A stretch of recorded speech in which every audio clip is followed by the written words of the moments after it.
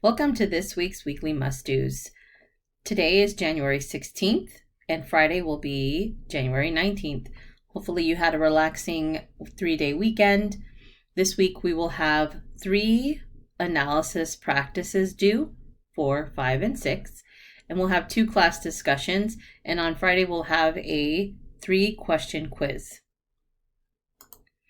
Looking at the first analysis, we'll still be reviewing earthquakes and volcanoes and what their impacts are when they occur.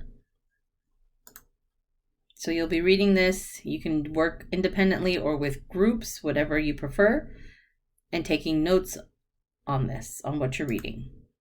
And the notes will be in your science notebook.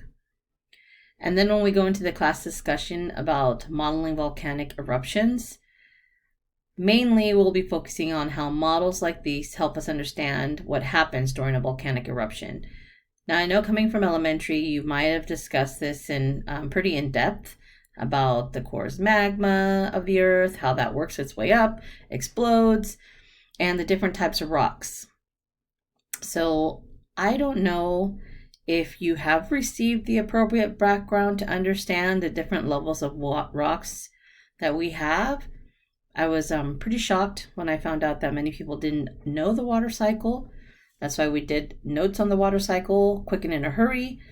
And I would like to also try to do that with the rock cycle to make sure that people are getting reinforcement, or at least getting the ability to ask questions if they've never seen this material before.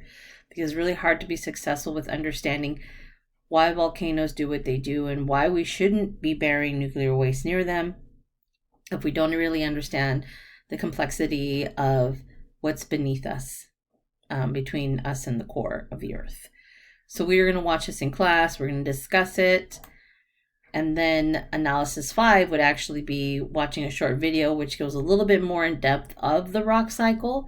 And then you'll be drawing this in your notes so that you have it as a constant reference when we go a little bit more in depth. And you can also use it as evidence when you write your CER on why we are needing to be things that we need to take into consideration when identifying areas we can bury nuclear waste.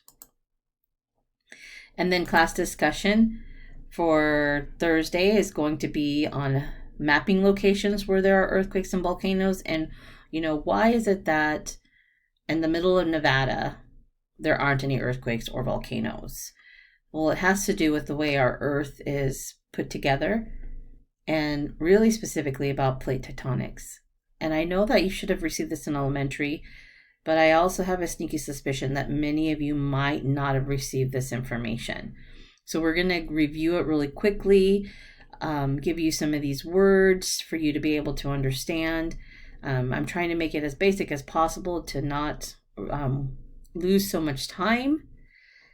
But with that, you're going to do this for practice. So we'll discuss this as a class, and then you'll go into the analysis 6 and draw the diagram of these different types of well, this should have been interactive, but I'm not going to make it interactive. I just want you to see what happens when you have divergent boundaries and what that looks like, convergent boundaries and what impacts that, along with transform boundaries and what that is. So with our class discussion, it'll kind of lead you into understanding this a little better, and then you'll read about it and actually see the visuals here in this simulation. And this is our week. I know it is a short week, but I just want you to it just really is going to depend on how much background knowledge most of us have on plate tectonics, and depending on how rigorous we have to get with understanding.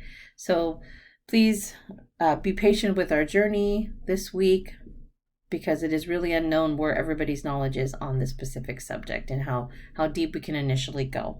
But we will see as the days move on, and looking forward to working with all of you this week.